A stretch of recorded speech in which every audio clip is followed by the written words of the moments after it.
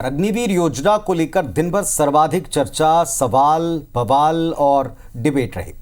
प्रधानमंत्री नरेंद्र मोदी ने दरअसल विपक्षी दलों के साथ अपने साझेदारों को भी आज साफ साफ कह दिया कि देश की सेना में रिफॉर्म के लिए अग्निवीरों की जरूरत है, इसीलिए अग्निपथ योजना चलेगी। ये ना अचानक हुआ और ना सियासी फैसला था। बिल्कुल, सेना को युवा और ज्यादा ऊर्जावान बनाने के लिए इसकी चर्चा चलती रहती है, लेकिन इस पर कोई भी दल या सरकार फैसला करने का साहस नहीं जुटा पाई।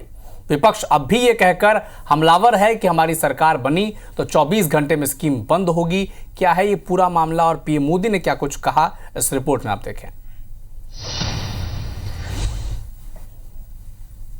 और साथियों, मैं आज गर्व से कहना चाहता हूं, सेनाओं द्वारा लिए गए इस फैसले का हमने सम्मान किया है। और जैसा मैंने पहले कहा,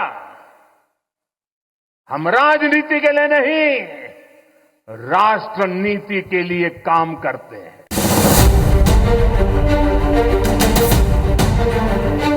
शुक्रवार को कारगिल विजय दिवस की 25वीं वर्षगांठ के मौके पर प्रधानमंत्री मोदी ने 1999 की जंग में शहीद हुए जवानों को श्रद्धांजलि दी। पीएम कारगिल वॉर मेमोरियल भी गए, जहां अपने संबोधन में प्रधानमंत्री ने पिछले कई दिनों से अग्निवीर योजना को लेकर विपक्ष के विरोध और अपनी सरकार में कुछ साझेदारों के बयान पर लगाए जाने वाली अटकलों पर दो टूक जवाब दिया। पीएम मोदी ने कहा कि अग्निवीर योजना पर किसी पुनर्विचार की जरूरत नहीं, सेना का रिफॉर्म पहली प्राथमिकता है। दशकों से सेना को युवा बनाने पर चर्चा हुई, कई कमेटियां बनी, लेकिन पूर्ववर्ती सरकारों ने इच्छा शक्ति नहीं दिखाई। हमने अग्निवीर बनाकर इस पर कदम बढ़ा दिए हैं, जिस पर कुछ लोग अब सियासत कर रहे हैं। सेना द्वारा किए गए जरूरी रिफॉर्म्स का एक उदाहरण अग्निपथ स्कीम भी है। भारत के सैनिकों की औसत आयु, एवरेज एज, ग्लोबल एवरेज से ज्यादा होना, ये हम सबकी चिंता बढ़ाता रहा है। इस चुनौती के समाधान की पहले इच्छा शक्ति नहीं दिखाई गई। प्रधानमंत्री का खरा खरा जवाब विपक्षी गठबंधन के नेताओं को जरा भी रास नहीं आया। उन्होंने इसे सीधे सीधे सेना का अपमान बताया और दावा किया कि देश में इंडिया गठबंधन की सरकार बनते ही 24 घंटे में इस योजना को रोल बैक किया जाएगा।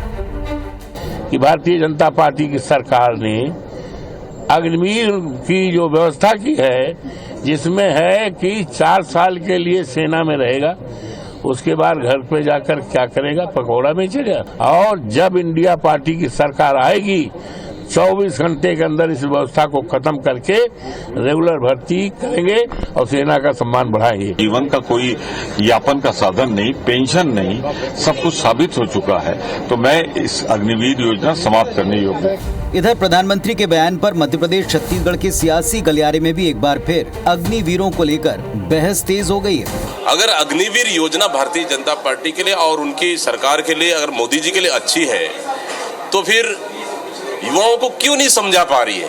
कांग्रेस को समझाने से अच्छा उनके युवाओं को समझाना चाहिए। विपक्ष केवल इसमें राजनीति कर रही है। मुझे लगता है कि विपक्ष को भी इसको सहर्ष स्वीकार करके माननीय प्रधानमंत्री जी के जो सोच है, सपने हैं, उसको लेकर जो आत्म भारत निर्भर बनना है, एक सशक्त भारत बनना है, 2047 का जो विकसित भारत बनना है, उसके लिए अग्निवीर योजना एक बहुत बड़ा सार्थक कड़ी होगा। प्रधानमंत्री जी जब 10 साल पहले प्रधानमंत्री बने थे तो उन्होंने कहा था कि 2 करोड़ रोजगार दूंगा। 10 सालों में इन्हें 20 करोड़ रोजगार देना चाहिए था। इन्होंने युवाओं को रोजगार दिया नहीं और अब अग्निवीर जैसी योजना लाकर देश के शहीदों के साथ उनका अपमान कर रहे हैं। अग्निवीर योजना को लेकर जिस तरह से राहुल गांधी या कांग्रेस नेताओं के बयान आ रहे हैं, वो भ्रम फैलाने वाले, सेना का मनोबल तोड़ने वाले, अग्निवीर का मनोबल तोड़ने वाले और सेना को बांटने का काम कर रहे हैं। बहरहाल देश के प्रधानमंत्री ने साफ कर दिया कि देश की सेना को जिस रिफॉर्म और युवा जोश की जरूरत महसूस की जाती रही, वो उद्देश्य इस योजना के जरिए पूरा हो रहा है। इसलिए वो इस फैसले को वापस लेने पर कतई विचार नहीं कर रहे। दूसरी तरफ लोकसभा में नेता प्रतिपक्ष राहुल गांधी, सपा प्रमुख अखिलेश यादव समेत इंडिया गठबंधन बार बार ये दावा कर रहा है कि योजना सेना और युवा दोनों को नुकसान पहुँचा रही और अगर वे सत्ता में आए तो इसे फौरन बंद करेंगे। सवाल ये कि इस बार मोदी 3.0 में उन्हीं के साझेदार दल जैसे जेडीयू इस योजना की खिलाफत करते रहे, सरकार से पुनर्विचार की मांग तक की जाती रही। क्या वो प्रधानमंत्री के इस बयान और फैसले के साथ मजबूती से खड़े रहेंगे? सवाल ये भी, क्या वाकई अग्निवीरों के नाम पर कुछ दल और नेता सेना और देश हित से आगे अपने सियासी नफे को देख इसका विरोध कर रहे हैं? Bureau report, IBC 24।